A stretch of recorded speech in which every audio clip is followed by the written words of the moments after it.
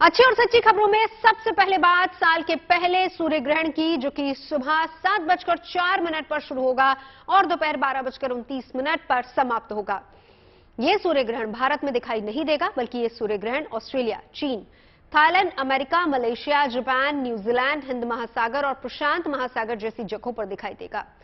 साल 2023 का यह पहला ग्रहण बेहद खास रहने वाला है, क्योंकि 20 अप्रैल को लगने वाले इस सूर्य ग्रहण को हाइब्रिड सूर्य ग्रहण कहा जा रहा है।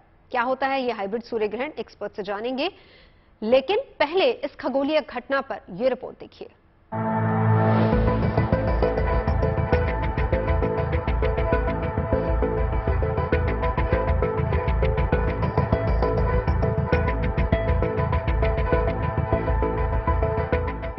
अब से महज चंद घंटों बाद साल का पहला सूर्य ग्रहण लगने जा रहा है।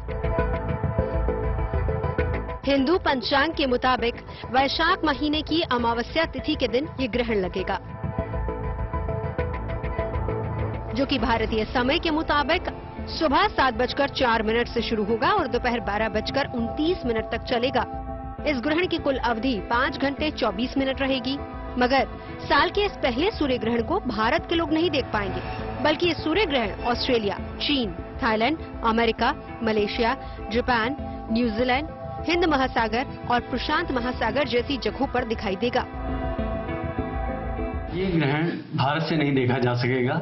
जिन कुछ देशों में ग्रहण की उपछाया पड़ेगी, जहां आंशिक रूप से ये ग्रहण देखा जा सकेगा, वे हैं Singapore, Thailand, Malaysia, Philippines, New Zealand आदि। खास बात यह है कि सूर्य ग्रहण भारत में दिखाई नहीं देने के कारण इसका सूतक काल मान्य नहीं होगा। शास्त्रों के मुताबिक जहां जहां ग्रहण का असर होता है, वहां पर ही सूतक काल प्रभावित माना जाता है।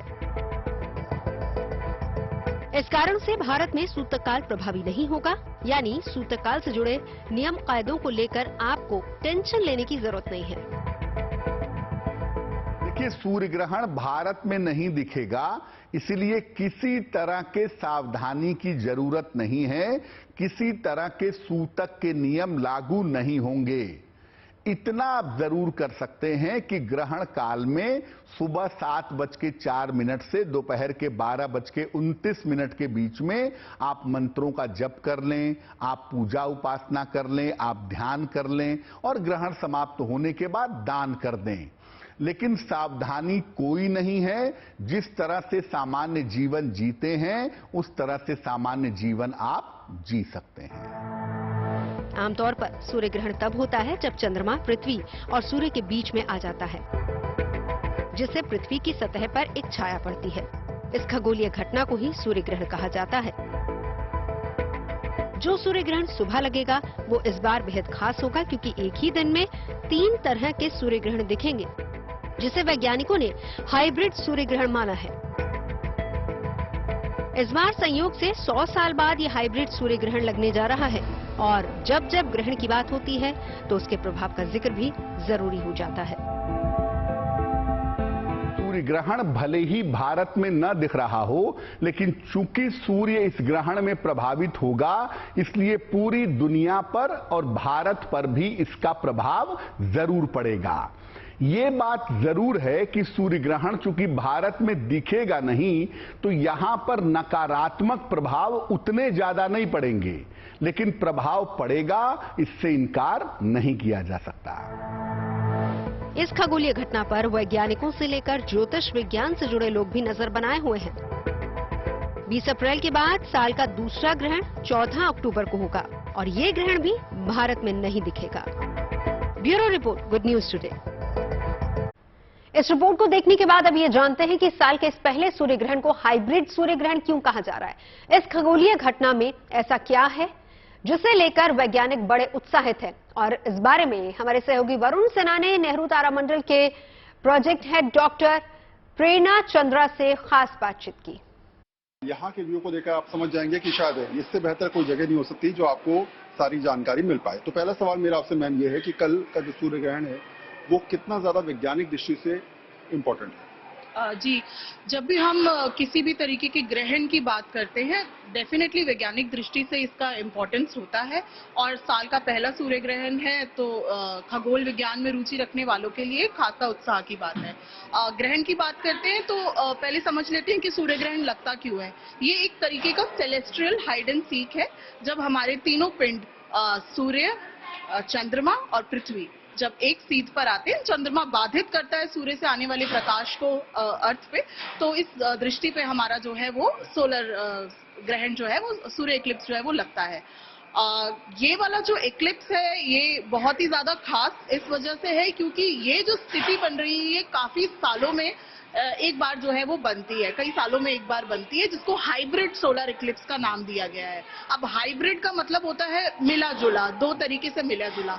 तो ये अपने आप में खास इस बात से है कि सूर्य ग्रहण के जो तीनों रूप होते हैं, एनुअलर, चाहे आंशिक लगाएं चाहे एनुअलर लगाएं या टोटल इक्लिप्स, वो हम तीनों इस इक्लिप्स में जो है वो देख पाएंगे। ये स्थिति अपने आप में खास इस हिसाब से होती है कि जो प्लैनेटरी पोजीशन होती है, जो मून का जो पोजीशन होता है वो इस तरह से अलाइन होता है कि हम उसके तीनों रूप को जो है वो देख पाते हैं। मतलब जो प्रकाश जो बाधित करता है मून जो है, चंद्रमा बीच में आके प्रकाश को बाधित करता है, वो इस तरह से होता है कि वो तीनों नजारे देश के विभिन्न भागों से देख पाएंगे। तो कुछ लोग इसको आंशिक रूप से देखेंगे, कुछ टोटल इक्लिप्स। भारत से हम इसको नहीं देख पाएंगे। धन्यवाद हमसे बातचीत करने के लिए और इतनी विस्तार से बताने के लिए। कैमरा पर्सन शैलेन के साथ और सिन्हा, दिल्ली।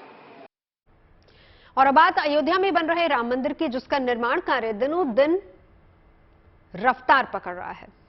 अब रामलला के मंदिर का जलाभिषेक 23 अप्रैल को किया जाना है। खास बात यह है कि इस जलाभिषेक के लिए 155 देशों समेत 7 महाद्वीपों की नदियों और समुद्रों का पवित्र जल भारत लाया गया है। जलाभिषेक के इस कार्यक्रम में यूपी के मुख्यमंत्री योगी आदित्यनाथ और रक्षा मंत्री राजनाथ सिंह भी मौजूद रहेंगे और इसके अलावा कई देशों के राजनयिक भी इस कार्यक्रम का हिस्सा बनने वाले हैं।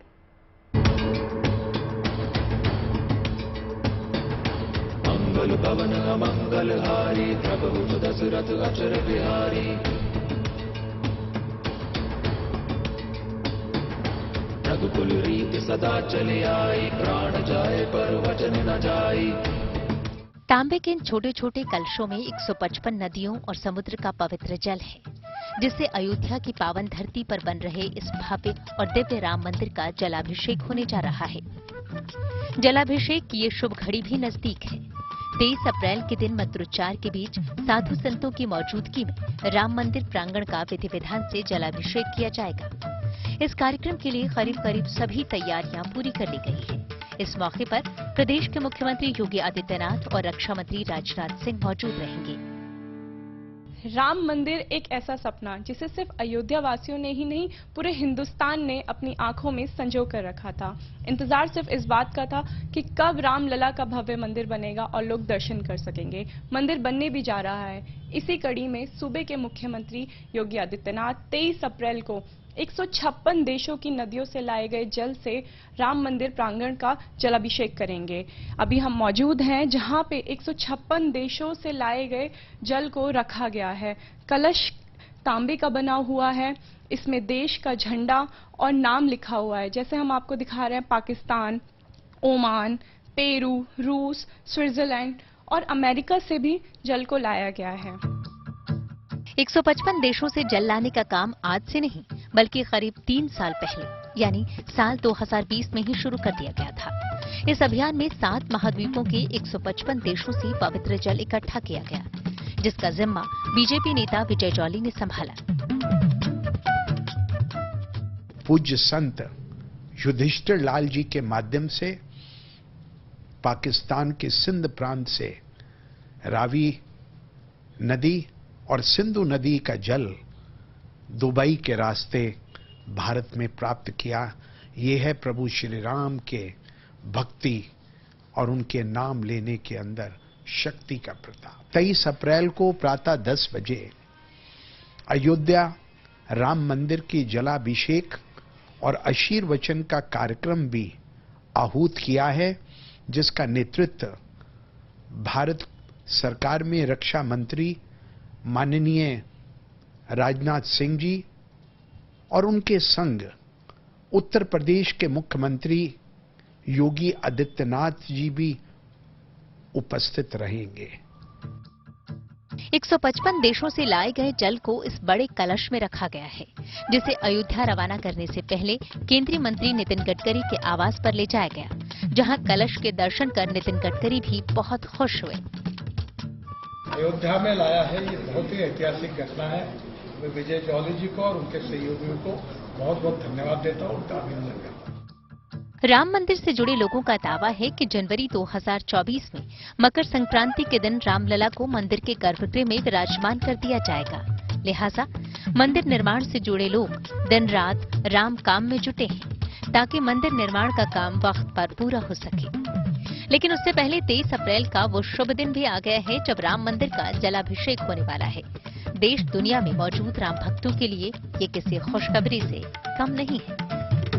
दिल्ली से अनामिका गौर के साथ bureau report, good news today. इस रिपोर्ट को देखने के बाद अब आपको लगे हाथ राम मंदिर से जुड़ी एक और गुड न्यूज दे देते हैं। मंदिर के गर्भगृह में विराजमान होने वाली प्रभु श्री राम की बाल स्वरूप वाली प्रतिमा को लेकर अब तस्वीर साफ हो गई है। राम मंदिर ट्रस्ट के मुताबिक दक्षिण भारत के राज्य कर्नाटक के मैसूर से लाई गई कृष्णशिला से रामलला की प्रतिमा बनाई जाएगी। इस मूर्ति को बनाने की जिम्मेदारी कर्नाटक के ही प्रसिद्ध मूर्तिकार अरुण योगीराज को सौंपी गई है। बताया जा रहा है कि इस प्रतिमा की लंबाई करीब 5 फीट होगी, जो कि मुख पर मुस्कान और हाथ में धनुष बाण लिए हुए होगी। यानी इसी बाल स्वरूप में प्रभु श्री राम अपने भक्तों को दर्शन देंगे। और इस मूर्ति के निर्माण से पहले इसका एक स्केच तैयार किया गया है, जिसकी एक तस्वीर भी आपके सामने है, जिसमें साफ देखा जा सकता है कि प्रभु श्री राम की प्रतिमा किस तरह की होगी। शायद काला पत्थर से प्रतिमा निर्माण होगा। तो कर्नाटक के हेगड़देवन कोटे और कारकड़ के एक जो पत्थर वहां से आए हैं, शायद इसका चुनौती होगा। अरुण योगीराज अरुण मैसूर के हैं। यह खबर जैसे ही सामने आई, राम भक्तों की खुशी का ठिकाना ही नहीं रहा। हमारे सहयोगी बनवीर सिंह ने अयोध्या पहुंचे राम भक्तों से भी बात की और कर्नाटक से लाई गई उस शिला को भी दिखाया, जिससे रामलला के बाल स्वरूप को उकेरा जाएगा। देश के अलग अलग हिस्सों से लाए गए इन्हीं शिलाखंडों से श्री राम जन्मभूमि मंदिर की मूर्तियों का निर्माण होना है। इसी में वो रामलला का मुख्य विग्रह भी शामिल है, जो 5 वर्षीय बालक का होगा और जिसके कंधे पर धनुष होगा। सामने जो आप शिलाखंड देख रहे हैं, ये नेपाल के गंडकी नदी से लाए गए थे, और ये बगल के जो पत्थर हैं श्यामवर्ण के, ये जो है कर्नाटक से लाए गए हैं। बताया जा रहा है कि इन्हीं पत्थरों से रामलला की मूर्ति का निर्माण होगा, और ये मूर्ति 52 इंच की होगी और इसके कंधे पर धनुष भी होगा। और इसे बनाने वाले जो मूर्तिकला विशेषज्ञ हैं, वो अरुण योगीराज होंगे। तो कई चीजें साफ हो गई हैं, जो ट्रस्ट ने साफ कर दी है। और हमारे साथ जो लोग हैं, ये कर्नाटक से हैं। ये यही आए हैं देखने की कर्नाटक के पत्थर से रामलला की मूर्ति बनेगी। जैसे इन लोगों को पता लगा तो बड़ी खुशी शामिल है। तो सबसे पहले ये बताइए कि कर्नाटक से जो पत्थर आया है, बताया जा रहा है कि उससे रामलला की मूर्ति बनेगी। कैसा लगेगा, आपको लग रहा है? बहुत अच्छा लगेगा, खुशी होगा, बहुत खुशी होगी। महाराष्ट्र कह रहा है कि हम लकड़ी दे रहे हैं, तो कर्नाटक कह रहा है कि हम वो शिलाखंड दे रहे हैं जिससे रामलला की मूर्ति का निर्माण होना है। तो कर्नाटक का भी योगदान श्री राम जन्मभूमि मंदिर में होगा। Banvir Singh, Ayodhya, good news today. और अब बात करते हैं दुनिया की जनसंख्या की। जनसंख्या से जुड़ी तालिका में बड़ा फेरबदल हुआ है। दुनिया की आर्थिक महाशक्ति के रूप में पहचान रखने वाला चीन आबादी के मामले में भारत यानी कि हमसे पिछड़ गया है। यूएनएफपीए यानी यूनाइटेड नेशन पॉपुलेशन फंड की एक रिपोर्ट के मुताबिक चीन को पछाड़कर भारत सबसे ज्यादा आबादी वाला देश बन चुका है। भारत की आबादी 142 करोड़ 86 लाख से ज्यादा हो चुकी है और इसके साथ ही भारत में अब चीन की तुलना में 20 लाख से ज्यादा लोग हैं। भारत की तुलना में चीन की मौजूदा जनसंख्या 142 करोड़ 57 लाख ही है, यानी दोनों देशों की आबादी में 29 लाख से ज्यादा का अंतर है। संयुक्त राष्ट्र की जनसंख्या डेटा रिकॉर्ड में साल 1950 के बाद ऐसा पहली बार हुआ है कि भारत की आबादी चीन से ज्यादा दर्ज की गई है। भारत की इस उपलब्धि पर कुछ बुद्धिजीवियों की तरफ से जनसंख्या विस्फोट से जुड़े खतरों की चर्चा के बीच उनकी तरफ से सीमित प्राकृतिक संसाधनों के हवाले के बीच अच्छी खबर यह है कि भारत के पास दुनिया में सबसे युवा आबादी है। अब इसके मायने क्या हैं, ये भी आपको समझाते हैं।